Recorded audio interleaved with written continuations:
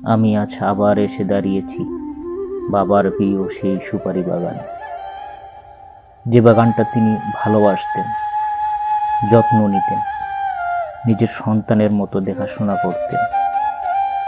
বাবা প্রায় আসতেন এখানে, কখনো গাছের ছায়া বসে বিশ্রাম নিতেন, কখনো শ্রমিকদের সঙ্গে হাসতেন, গল্প করতেন।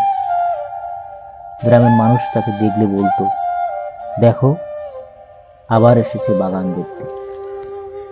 সবাই তাকে ভালোবাসত, সম্মান করত, কারণ তিনি সবার সুখ দুঃখে পাশে থাকতেন।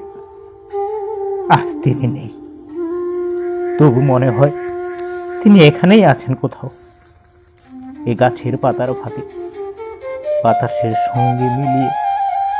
যখন হাওয়া দোলে মনে হয় বাবা হাঁটছেন, যেন এখনো বাগানের খোঁজ নিচ্ছেন, সবকিছু ঠিক আছে কিনা দেখছেন।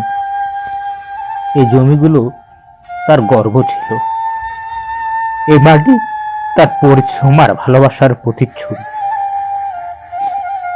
আজ সেই জমি, সেই বাগান, সেই মানুষগুলো সবাই তাকে মনে করে চুপচাপ। বাবা, তুমি আজ শুধু স্মৃতিতেই আছো, তবু তোমার ভালোবাসা এখনো ঘিরে রেখেছে এই জায়গাটাকে। তুমি আছো বাতাসে, গাছের ছায়ায়, আর সবচেয়ে বেশি আমাদের হৃদয়ে। ভালো থেকো বাবা।